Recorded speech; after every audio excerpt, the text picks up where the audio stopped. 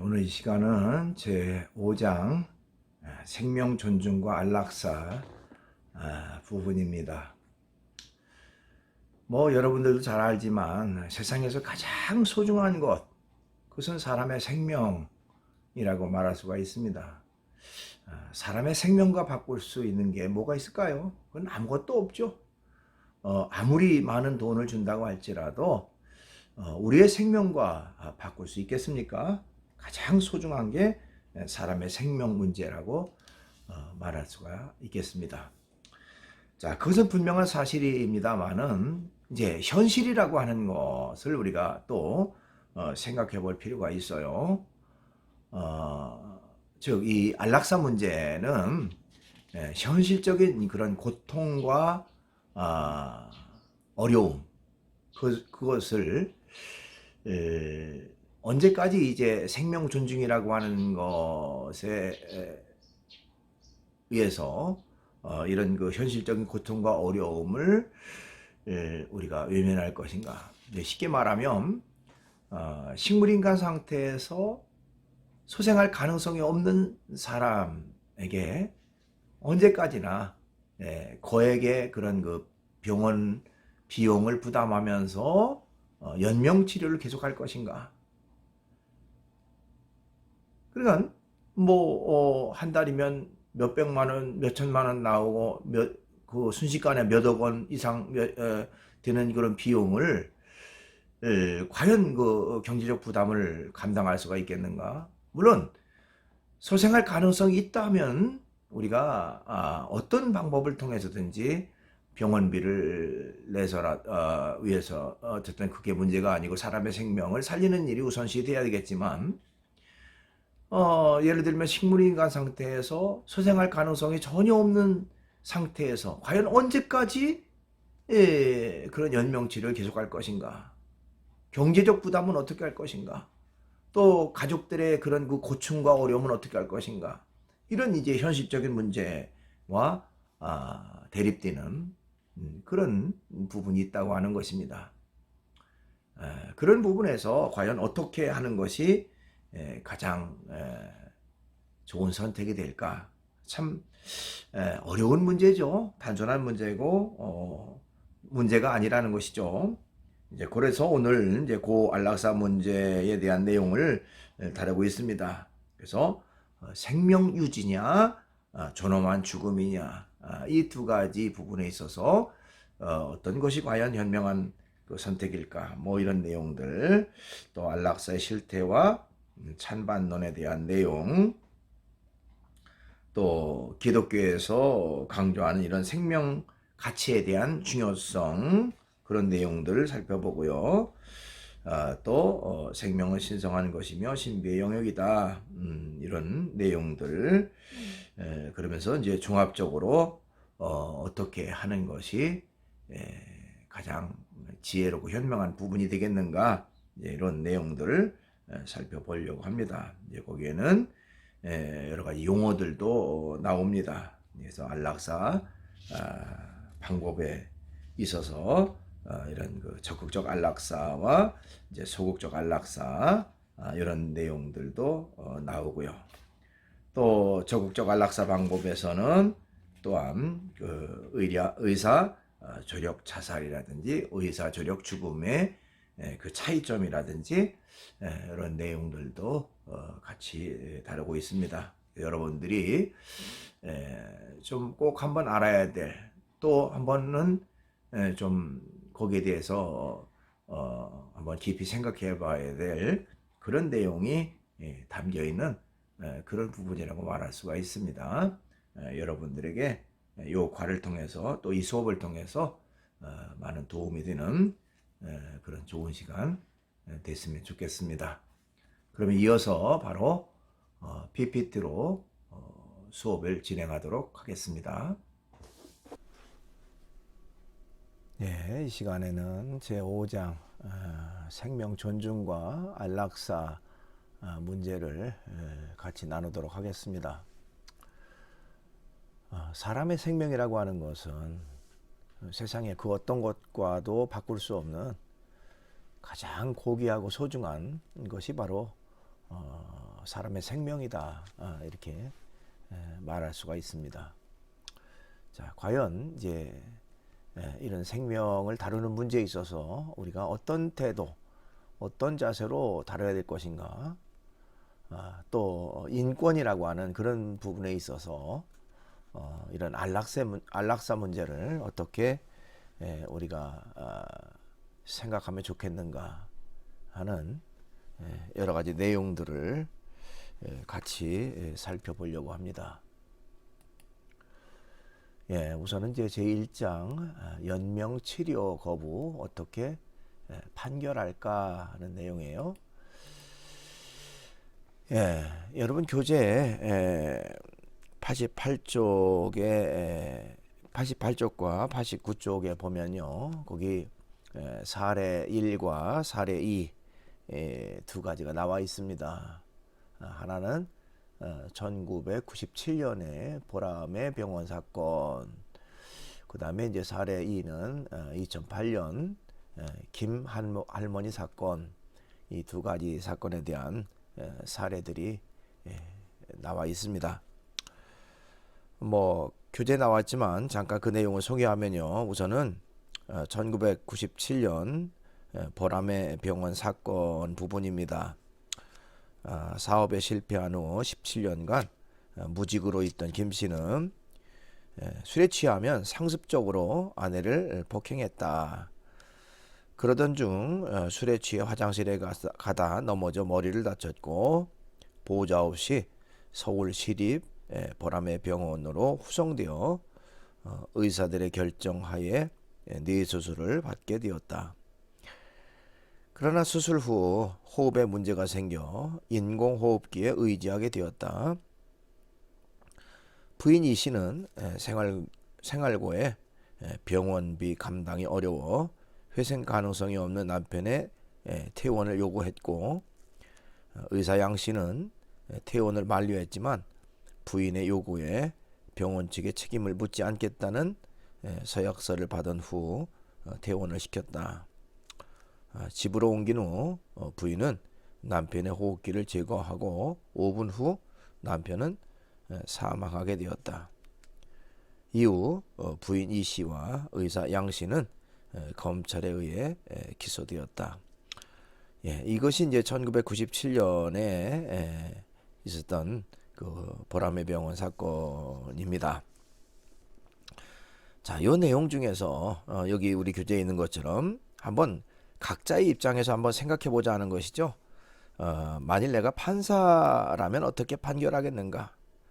또 부인 이 씨의 입장이라면, 또 병원의 입장이라면, 그리고 남편 김 씨의 입장이라면 하면서 이제 함께 토론해 보자 하는 얘기죠.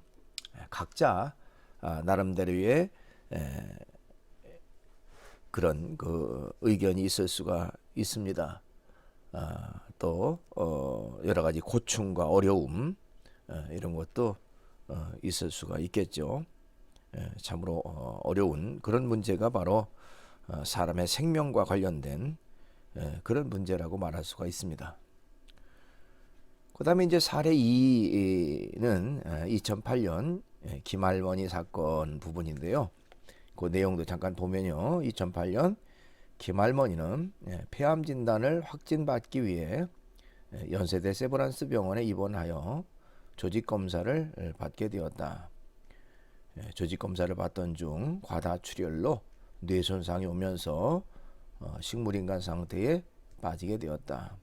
가족들은 품위 있게 죽음을 맞게 해달라며 무의미한 연명 치료를 중단해 줄 것을 병원 측에 요청했으나 병원 측은 이를 거부했다. 결국 가족들은 김할머니의 연명 치료 중단을 위한 소송을 제기했다.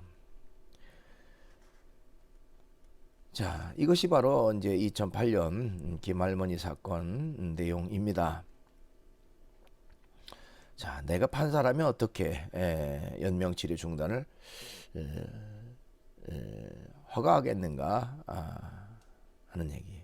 또 가족의 입장이라면, 또 병원의 입장이라면, 또 뭐 당사자인 김할머니 입장이라면 각각의 또 입장 차이가 있을 수도 있습니다.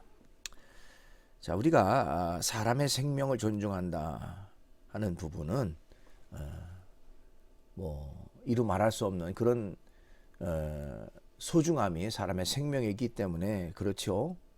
사람의 생명과 바꿀 수 있는 것이 아무것도 없습니다. 그러나 또한 사람이 품위 있게 죽을 권리도 있지 않겠는가, 뭐 이런 인권적 차원에서의 문제 제기도 있습니다.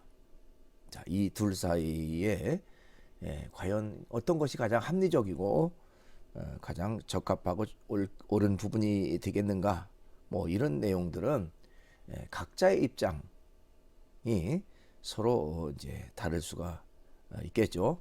나름대로 어떤 그 논리가 있고 나름대로 이제 입장에 대한 그런 분명한 소신이 있을 거라고 생각합니다만은 어쨌든 어떤 것이 과연 현명한 판결이고 판단이겠는가 하는 건 참 어려운 문제라고 말할 수가 있습니다.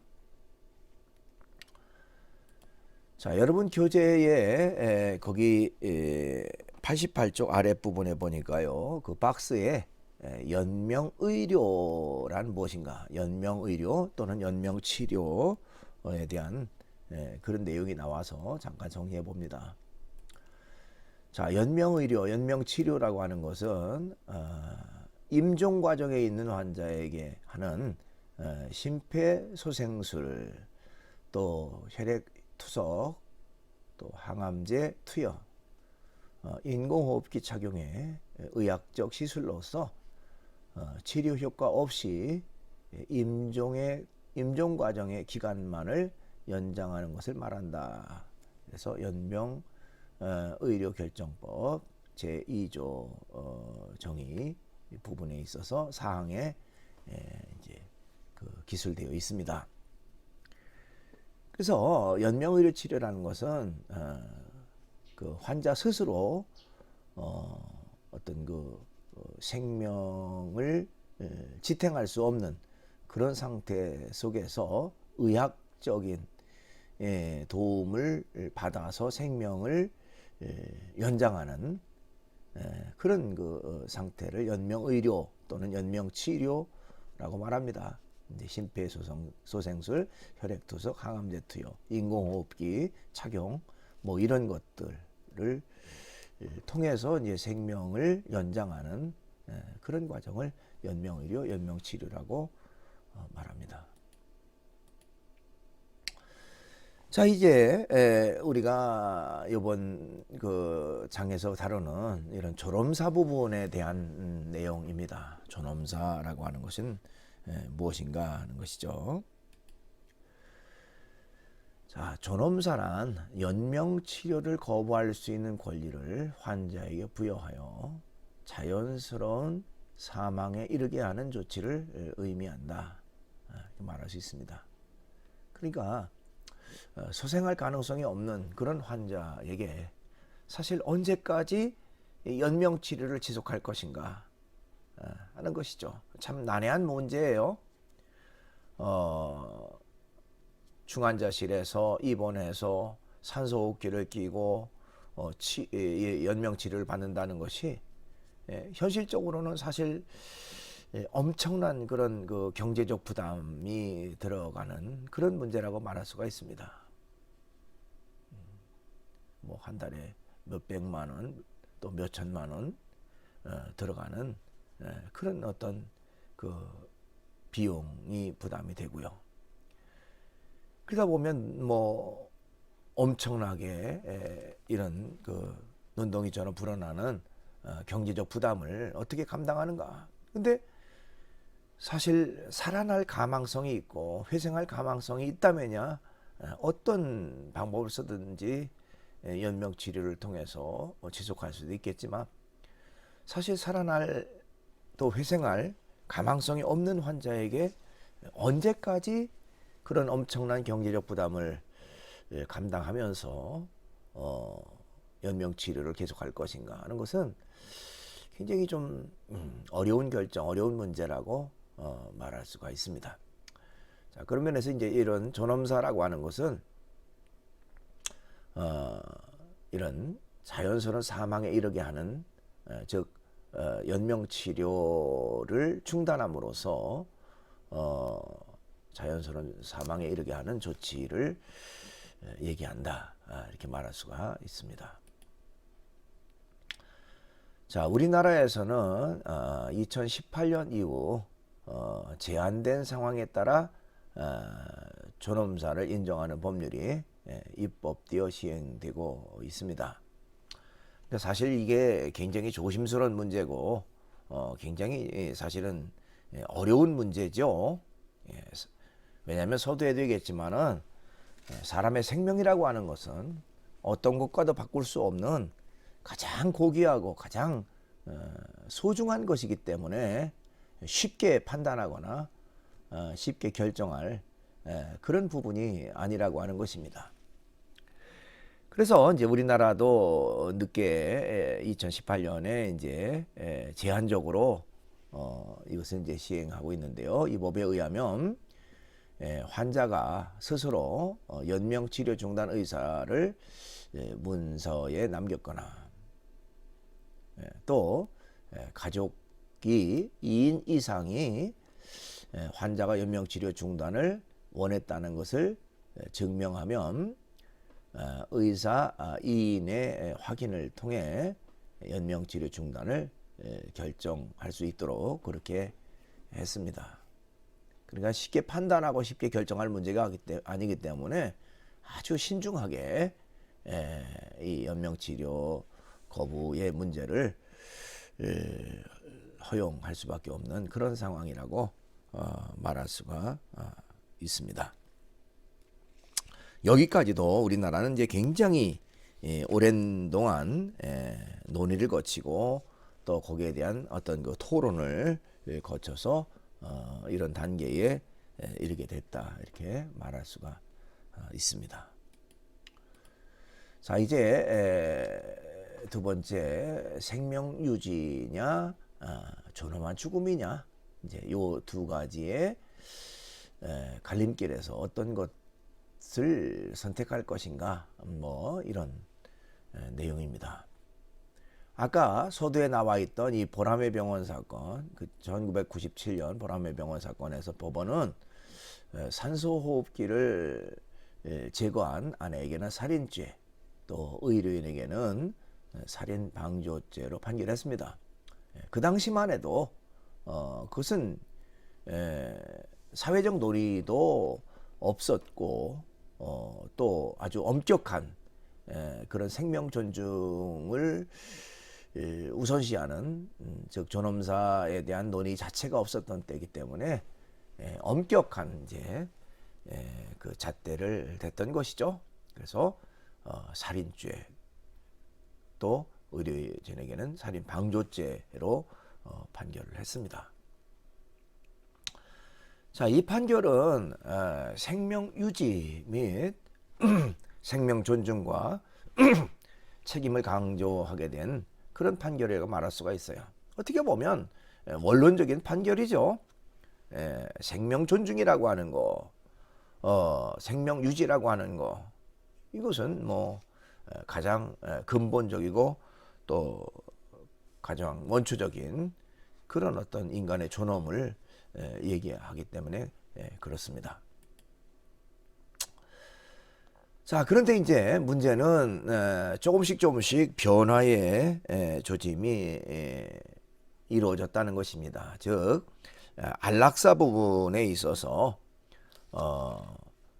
좀 어떻게 보면 품위 있게 죽을 수 있는 권리도 인간에게 있지 않는가. 즉 인간의 생명이 소중하지만 아주 극심한 고통과 괴로움, 어려움 또 현실적인 그런 상황 속에서 언제까지 생명 유지를 지속할 것인가.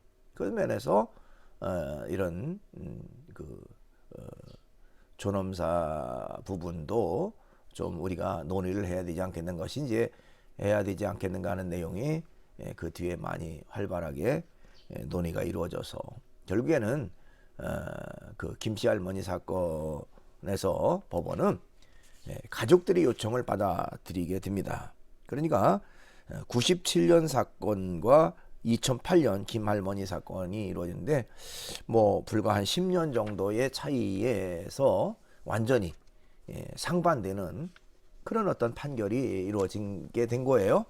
그래서 법원에서 가족들의 요청을 받아들여서 연명치료 중단을 법률적으로 허용하게 됩니다. 그러니까 그 이전에 10년 전에 있었던 그 보라매 병원 사건과 상반되는 그런 판결을 내리게 됐다는 것이죠. 자, 두 사건은 생명 존중과 또 그 책임에 대한 의식이 전환된 결정적 사건이 됐습니다. 그렇죠? 상반되는 그런 판결을 내렸기 때문에 그렇습니다. 이만큼 이제 그 안락사 부분에 대한 논의 또 사람들의 그 생각이 많이 반영된 그런 부분이라고 말할 수가 있습니다. 자, 법원은 환자의 건강과 생명을 지키고 보호해야 한다는 의사의 책임보다 자기결정권이라고 하는 환자의 인권을 중시한 사건으로 보고 자기결정권과 또 재정적 책임이 건강과 생명 유지라는 의사의 책임보다 우선한다는 법적 근거를 마련하게 됐다는 것입니다. 그 어떻게 보면 팽팽하게 대립되는 부분이기도 하죠. 근본적으로 생명 존중이라고 하는 거. 또 다른 한쪽에서는 자기결정권, 그래서 환자의 인권을 또한 인정하고 또 현실적인 그런 그 상황을 고려해서 판단해야 되지 않겠는가.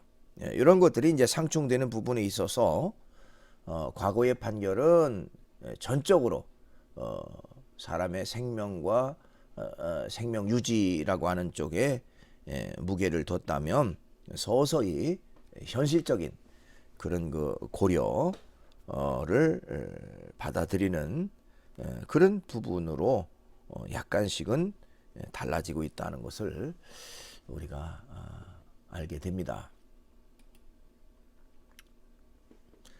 자, 이제 큰 세 번째로 안락사의 실태와 찬반론입니다.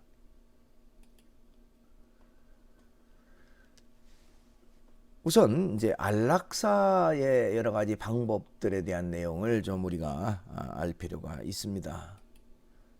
안락사에는요 적극적 안락사 방법이 있고요. 소극적 안락사 방법이 있습니다. 자, 적극적 안락사 방법은요, 의사가 환자의 고통 중단을 위해 약물을 직접 주입해 죽음에 이르게 하는 방법입니다. 그러니까 안락사를 위해서 의사가 적극적으로 개입해서 또 어떤 약물, 독극물이나 약물을 주입해서 죽음에 이르게 하는 그런 방법을 적극적 안락사 방법 이렇게 말합니다. 그 다음에 이제 소극적 안락사 방법이 있는데요. 이것은 존엄사와 같은 의미를 담고 있습니다. 그래서 생명 연장을 위한 의료장치나 의약품 및 투여를 중지함으로써 자연적인 죽음을 맞도록 하는 방법입니다. 그러니까 우리가 이제 여기서 논의하는 이런 존엄사 문제에 있어서 생명 연장을 위한 이제 여러 가지 그 산소호흡기라든지 이런 의료 장비나 약품 또 음식물까지도 포함해서 그것을 투여를 중지함으로써 자연적인 죽음을 맞도록 하는 것을 소극적 안락사 방법 이렇게 얘기를 합니다. 자, 여기서 이제 조금 더 깊이 들어가면요, 적극적 안락사 방법에는요 두 가지가 포함되어 있습니다. 하나는 의사 조력 자살이라고 하는 것과 또 하나는 의사 조력 죽음이라고 하는 것입니다. 자, 의사 조력 자살이라는 게 뭐고 의사 조력 죽음이라는 게 뭔가 하는 걸 또 알 필요가 있습니다. 우선 의사 조력 자살이라는 것은 의사가 처방해 준 약물을 스스로 투약하여 죽음에 이르게 하는 것이죠. 그러니까 적극적 안락사 방법은 방법인데 의사는 이제 이런 좀 독극물이라고 할까요? 생을 마감할 수 있는 그런 약물을 처방해주고 그것을 본인 스스로 그것을 먹어서 죽음에 이르게 하는 것, 그것을 의사 조력 자살이라고 얘기를 합니다. 자, 그 다음에 이제 적극적 안락사 방법 가운데 두 번째는 의사 조력 죽음이라고 하는 것인데요. 의사가 약물을 투여하여 죽음에 이르게 하는 것입니다. 그러니까 직접적으로 투여를 해서 조치를 취하는 것이죠. 그러니까 이 두 가지가 뭐 비슷한 부분도 있겠습니다만 하나는 환자 스스로 그 약물을 투약하도록 하느냐, 아니면 의사가 직접적으로 투여를 해서 죽음에 이르게 하느냐는 그런 그 약간의 차이가 있을 뿐이죠. 그러나 전체적으로는 적극적 안락사 방법에 해당된다, 이렇게 볼 수가 있습니다. 그래서 우리 교재에서는 약간 그것을 조금 적극적 안락사와 조금 다른 의미로 얘기를 했습니다만은 근본적으로는 적극적 안락사에 해당되는 그런 문제라고 말할 수가 있습니다. 예, 자, 그러면 우리나라는 과연 현재 어떻게 하고 있는가 하는 것을 또 알 필요가 있습니다. 자, 우리나라는요, 현재 대한민국 법은 적극적 안락사나 즉 의사 조력 자살이나 의사 조력 죽음을 금하고 있습니다. 다만 연명 치료 중단, 즉 소극적 안락사만을 인정하고 있다, 이렇게 말할 수가 있습니다. 자, 우리나라는 2009년 5월 21일 날 대법원에서 소극적 안락사 존엄사를 처음으로 인정하는 그런 판결을 내렸고요. 또 2009년 6월 23일 날 국내 처음으로 연명치료 방식의 소극적 안락사, 즉 존엄사를 공식으로 집행하는 단계에 이르게 됩니다. 자, 여러분 교재에 92쪽에 거기 이제 도표가 하나 나와 있습니다. 그 내용을 잠깐 보면요, 안락사 인식 현황이라고 하는 것인데요. 전국의 성인 남녀 1000명을 대상으로 해서 여론조사를 했습니다. 자, 그 조사에 의하면요, 안락사를 찬성하는 사람과 안락사를 반대하는 사람들의 각각의 찬성 이유와 또 반대 이유, 이런 것들을 통계로 해놨는데요. 우선 안락사 찬성 이유에서 약 52% 정도의 사람이 죽음도 인간의 권리에 해당된다. 인간의 그 포위기에 죽을 권리도 인간의 그 어떤 인권에 관한 문제다 하는 이유로 이제 안락사를 찬성하고요. 또 34.9%의 사람은 고통 감면을 위해서 안락사는 반드시 있어야 된다. 또 6.9%는 가족 부담을 경감시키기 위해서 있어야 된다. 또 5.3%의 사람은 자살 예방을 위해서 이 안락사가 있어야 된다 하는 그런 찬성 이유를 얘기를 했습니다. 그다음에 안락사를 반대하는 그런 쪽에 의견을 둔 사람들의 의견은요, 41.6%의 사람들이 남용이나 범죄 악용 우려가 있다는 것이죠. 자, 그러니까 이런 그 안락사를 허용해 놓으면 그것을 남용할 수도 있다. 또 범죄에 악용할 수도 있고 여러 가지 잘못된 그런 그 판단으로 인해서 억울한 죽음을 당할 수 있는 그런 일이 있을 수도 있다. 뭐 이런 내용입니다. 그다음에 31.1%는 생명 경시 풍조가 만연해진다. 그러니까 인간의 생명이라는 것은 어떤 것과도 바꿀 수 없는 소중한 것인데 그 안락사를 허용해 놓으면 생명 경시 풍조가 만연해지는 그런 결과를 가져온다라고 얘기를 합니다.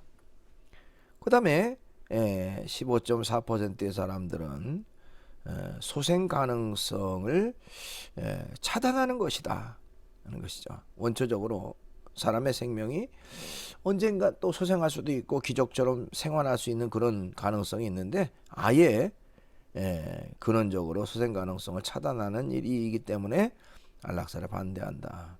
그 다음에 11.8%의 사람들은 종교 신념에 위배된다 하는 그런 이유에서 이제 안락사를 반대하는 이유가 됩니다. 각자 나름대로의 그런 그 합리성 또 이유가 타당한 이유라고 생각을 할 수도 있겠죠. 그 다음에 거기 가운데 도표에 보면요, 안락사 허용 시 환자 상태입니다. 어떤 상태의 환자들에게 안락사를 허용하는가? 우선은 이제 가장 많은 48.5%의 사람들은 진통제로도 극심한 그런 고통에 시달리고 있는, 그러니까 통제되지 않는 그 고통으로 인해서 너무 괴로워하고 있는 그런 환자들에게 안락사를 허용해야 되지 않겠는가. 또 식물인간 상태의 사람들에게 허용해야 되지 않겠는가. 22.4%죠. 그 다음에 시한부 판정을 받은 사람들에게 허용해야 되지 않겠는가. 12.2. 그 다음에 거동 불가의 사람들에게 허용해야 되지 않겠는가. 11%. 기타 이제 5.9% 이렇게 나타나 있습니다. 사실 간단한 문제가 아니죠. 그만큼 난해하고 그만큼 어렵고 힘든 그런 부분이라고 말할 수가 있습니다. 여러분 교재 또 92쪽 그 가운데 부분에 보면 그 신문 기사에 난 그런 내용들이 거기 나와 있습니다. 2019년 서울신문의 조사에 의하면 대한민국 국민의 안락사에 대한 긍정적 인식이 약 80%가 되는 것으로 나타났다. 이러한 통계가 보여주듯 법의 제한을 피해 해외에서 안락사를 시도했거나 시도하려고 하는 움직임이 있다. 그래서 근래에 와서 해외에 합법화된 그런 나라에 가가지고 이런 그 안락사로 생을 마감하는 이제 그런 사람들이 계속 늘어나고 있다는 거예요. 특별히 이제 스위스 같은 데에 가서 안락사를 생을 마감하는 사람들이 있는데 신문 기사에 의하면 뭐 엄청나게 많은 사람들이 그 대기하는 그런 정도로 그렇게 많이 몰리고 있답니다. 1919년 3월 6일 중앙일보는 한국인이 스위스에서 안락사로 생을 마감한 사실이 밝혀졌다고 보도했다. 또 2019년 3월 현재까지 총 2명이 안락사를 통해 생을 마감했으며 107명의 한국인들이 안락사를 신청한 것으로 밝혀져 충격을 주고 있다. 이렇게 얘기하고 있습니다. 그래서 소위 이제 그것이 과연 법적으로는 문제가 없느냐 뭐 이런 것에서 이제 굉장히 논란들이 있어요. 그래서 이제 속인주의에 대한 내용이 거기 또 나와요. 국내에서는 안락사를 법적으로 허용하지 않고 있고 또 대한민국 국민은 전 세계 어느 곳에든지 대한민국 헌법의 영향과 적용을 받는다는 원칙을 법적으로 적용하겠다. 이것을 속인주의라고 말한다.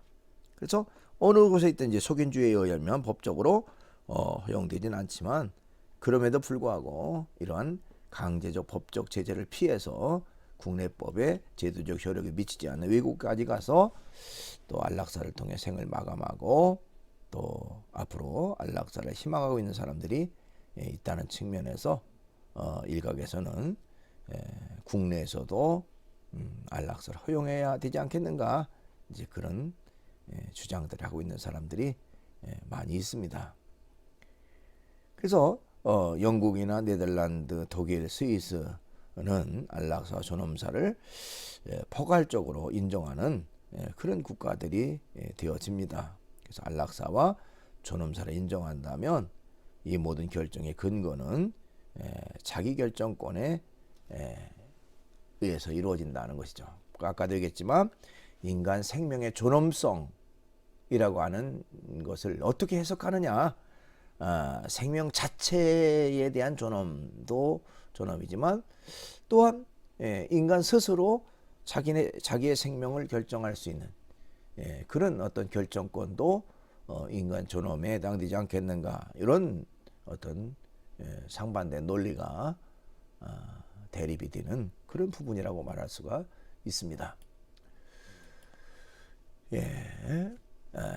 조금 전에도 얘기했지만은 영국과 네덜란드, 독일, 스위스는 안락사 존엄사를 포괄적으로 인정하는 그런 나라들이라고 말할 수가 있습니다.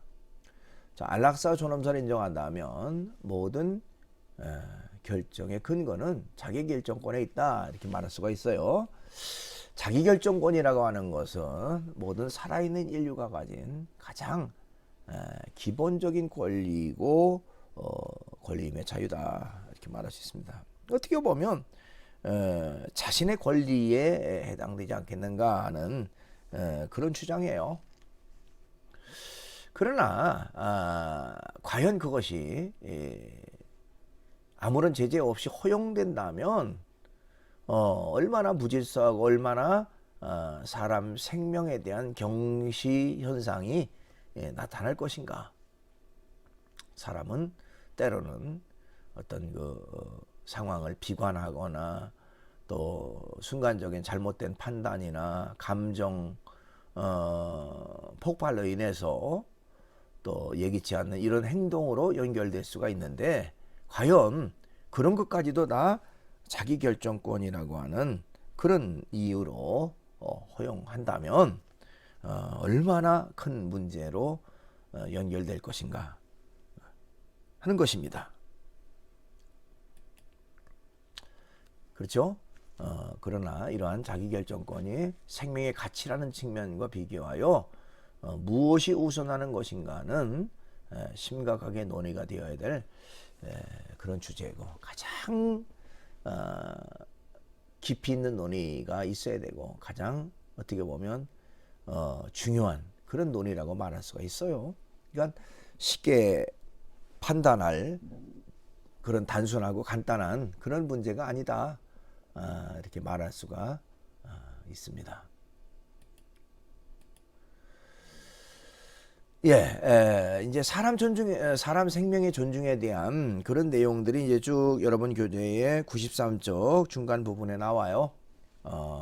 히포크라테스 선서와 이를 기초로 한 제네바 선언. 그래서 그 내용에 의하면 생명의 부여와 사망은 신의 영역임을 명시하고 의료인의 입장에서 생명을 지키기 위한 최선의 노력을 다할 것을 맹세한다는 것이죠. 그건 어떻게 보면 원초적이고 가장 근본적이고 가장 중요한 문제라고 말할 수가 있습니다. 사람의 생명보다 소중한 게 어디 있겠나요? 그 때문에 의료인이라면, 그렇죠? 사람의 생명을 치료하는 의료인이라면 당연히 사람의 생명을 지키는 일에 최우선적 그런 그 소임임을 알고 최선의 노력을 다하는 것은 너무너무 당연한 것이죠. 노력해서 최선을 다해서 살릴 수 있는 생명이 있는데도 불구하고 그냥 태만하고 대충 어떤 일을 해서 사람의 생명을 잃게 한다면 그것보다 큰 범죄가 어디 있겠습니까? 그런 면에서 의료인들은 당연히 사람의 생명을 지키기 위한 그런 최선의 노력을 다하는 것, 그건 뭐 당연한 것이고, 또 그것을 이제 선서로 맹세하는 것이 의료인들의 선서입니다. 또 간호사들의 그 선서도 있죠. 나이팅게일 선서는 인간 생명에 해로운 일은 어떤 상황에서도 하지 않겠습니다라는 선언이죠.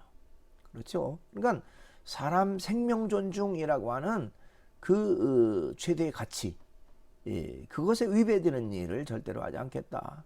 어떤 상황이든지 사람의 생명을 지키는 일이 가장 중요한 일로 인식해서 그것을 위해서 최선을 다하겠다라고 하는 그런 선서가 되어집니다. 사람의 생명의 신성함을 강조하는 이러한 의료인들의 선언은 생명에 대한 기독교적 가치와도 일맥상통하는 그런 내용이라고 말할 수 있습니다. 그렇죠? 기독교에서도 역시 사람의 생명은 하나님께 있다. 그리고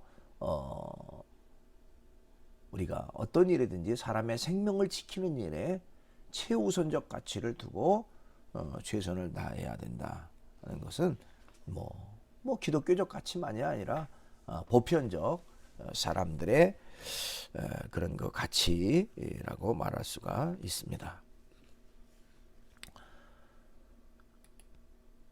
그 다음에 이제 네 번째 보면 기독교와 생명가치 내용이 나옵니다. 자, 기독교 신앙은요, 생명의 신성한 가치의 절대성을 그 무엇보다 최우선에 두고 있다는 것입니다. 그러니까 사람의 생명보다 가치 있고 소중한 것은 없다. 그런 면에서 최고의 가치, 그것은 사람의 생명이다 하는 것이죠. 이것은 아까도 얘기했지만 뭐 기독교만이 아니라 모든 사람들이 가지고 있는 그런 보편적 가치관에 해당된다고 말할 수가 있습니다. 자, 하나님이 주신 생명을 인간이 어떠한 방법으로든 사망에 이르게 하는 것은 사회적으로나 도덕적으로, 더 나아가 성경적 관점에서 봐도 범죄임이 자명하다, 이렇게 말할 수 있습니다. 그렇죠? 사람 스스로 사람의 생명을 빼앗는다. 그것은 어떤 것으로도 용납될 수 없는 그런 부분이라고 말할 수가 있습니다. 그래서 성경에 보면 살인죄라고 하는 것은 가장 무서운 범죄로 얘기하고 있습니다. 성경에도 출애굽기 20장 13절에 거기 10계명 가운데 살인하지 말라 하는 그런 이제 계명이 있는데요. 인간의 생명을 존중하고 생명을 빼앗는 그 살인 범죄에 대해서 가장 무서운 범죄로 그렇게 얘기하고 있는 것이죠. 그래서 심지어는 살인은 하나님을 버리는 배교와도 같은 그런 무게로 정죄하고 이를 금기시하고 있다, 금하고 있다, 뭐 이렇게 말할 수가 있습니다. 더 나아가서 직접적으로 사람을 살해하는 그런 그 살해만이 아니라 사람을 미워하거나 또 사람에게 큰 상처를 주는 그런 사람들도 역시 살인죄에 준하는 그런 악을 행하는 자들이다, 이렇게까지 얘기를 합니다. 그래서 요한일서 3장 15절에 보니까 형제를 미워하는 자마다 살인하는 자니, 이렇게 말하고 있습니다. 그러니까 살인이라고 하는 그런 범위를 확대시켜서 미워하는 것까지도 또 사람에게 심각한 상처를 주는 것까지도 결국 살인에 버금가는 그런 그 범죄에 해당된다. 그 정도로 생명 존중이 우선시돼야 된다 하는 것을 말하고 있습니다. 자, 기독교에서는요 근본적으로 적극적 안락사, 그 적극적 안락사에서 의사 조력 자살이나 여러 가지 내용들 포함해서요 의료인의 도움을 통해서 생을 마감하는 것으로 살인이나 자살과 같은 것으로 본다는 것이죠. 그러니까 결국 적극적 안락사는 어떤 경우에든지 허용돼서는 안 된다라고 하는 것이 바로 분명한 기독교적 입장이라고 말할 수가 있습니다.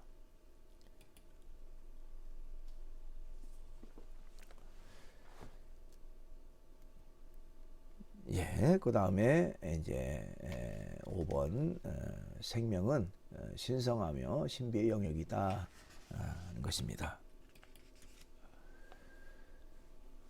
자, 인간의 생명은요 신성한 것이고 또 과학과 의료 발전에도 불구하고 아직도 예측을 벗어난 기적이 나타나는 신비의 영역이다 이렇게 말할 수가 있습니다. 예, 사람의 생명은 참 신비하죠. 그렇죠? 살아가는 그 자체가 신비한 일이기도 하고요. 또 아주 기적과 같은 일들이 가끔 일어나는 것이 또한 사람의 생명이라고 말할 수도 있습니다. 신비의 영역. 그렇기 때문에 쉽게 판단하고 쉽게 결정할 그런 부분이 아니다 것입니다. 그렇죠? 그러므로 공리주의적 평가로 그 가치를 저울질할 수 없다. 어떤 게 이익이 되느냐, 어떤 게 손해가 되느냐, 이런 어떤 단순한 가치 판단으로 이루어질 문제가 아니다는 거예요. 또 과학적 의료적 수단으로 그 가능성을 재단할 수도 없다는 겁니다. 그러니까 사람의 생명이라고 하는 것은 섣불리 판단하거나 섣불리 그것에 대해서 속단하는 그런 부분이 돼서는 안 된다라고 하는 것을 얘기하고 있습니다. 자, 우리는 한 명 한 명의 생명에 대한 존중 의식과 더 나아가 그 중요성을 포기할 수 없고, 또 생명은 하나님이 허락하신 인간에 대한 가장 큰 축복이고 기회이며 기쁨이다 이렇게 말할 수가 있습니다. 그러니까 사람의 생명 어떤 것과도 바꿀 수 없는 가장 고귀하고 수종한 것이다 하는 것이죠. 그것에는 변함이 없습니다. 예, 여러분 교재에 거기 97쪽 중간쯤에 보니까요, 대한의학협회에서 죽음에 대한 그 정의를 한 내용이 나옵니다. 그걸 잠깐 보면요, 대한의학협회는 1983년 죽음에 대한 정의를 다음과 같이 정의했다. 첫째는 심폐기능의 비가역적 소실, 심폐기능이 완전히 소실된 상태, 그 다음에 뇌간을 비롯한 뇌 전반의 비가역적 기능 손실이 지속되는 경우, 쉽게 말하면 숨을 쉬지 않거나 또 뇌가 완전히 망가져 죽은 상태, 뇌사 상태를 말합니다. 자, 전자의 경우는 일반적으로도 인식 가능한 일반적인 죽음에 대한 정의이고, 또 심박을 촉진하거나 간단한 호흡 확인에 의해 인지할 수 있는 죽음을 의미한다. 그러니까 심폐기능의 비가역적 소실이라는 것은 누구나 다 좀 이렇게 그 일반인들도 인지할 수 있는 그런 부분이 될 수도 있죠. 아예 숨 자체를 안 쉬거나 맥박이 뛰지 않거나 이런 것들을 우리가 확인 가능한 그런 부분이라고 말할 수가 있습니다. 또한 그러나 뇌사 문제에는 단순한 문제가 아니에요. 이거는 사람이 그냥 일반적인 사람이 판단할 문제가 아니에요. 전문 의사들도 혼자 독단적으로 판단할 문제가 아니고 이제 적어도 전문 의사 3명이 포함된 6에서 10명의 뇌사 판정위원회의 의학적 논의를 거쳐서 최종적인 뇌사 판정을 내리게 됩니다. 그러니까 뇌사 판정이라고 하는 것은 전문가들이 그것도 여러 명이 함께 충분한 논의를 거쳐서 판정을 내려야 되는 그런 과정이다 이렇게 말할 수 있습니다. 자, 이 경우에도 다양한 의학적 검사의 과학적 결과를 기초해서 판정을 내리게 된다는 것이죠. 그래서 최종적으로 이런 전문 의사들을 포함한 뇌사 판정위원회에서 충분한 논의를 거쳐서 결정을 하게 되고 그것으로 이제 뇌사 판정을 하게 된다 이렇게 말할 수가 있습니다. 자, 이제 종합적인 내용을 얘기하려고 합니다. 안락사에 대한 기독교의 종합적인 입장은 뭐냐? 기독교의 종합적 입장뿐만 아니라 보편적인 입장, 우리가 상식선에서 가져야 될 보편적인 입장은 어떤 것인가 하는 것을 좀 알 필요가 있습니다.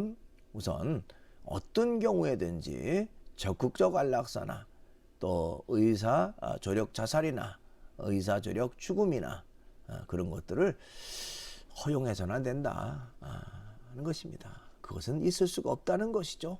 사람의 생명을 인위적으로 종결시키는 그런 적극적 안락사 방법, 그것은 결코 허용돼서는 안 된다. 그것은 명확한 사실이라고 하는 것을 얘기하면서, 다만 소극적 안락사 부분은 일부 허용해야 된다는 입장이에요. 그러니까 소극적 안락사에 대해서는 의료진과 가족 간의 충분한 논의와 또 종합적 판단에 의해서 신중히 허용해야 된다. 그런 주장이 많이 있습니다. 그러니까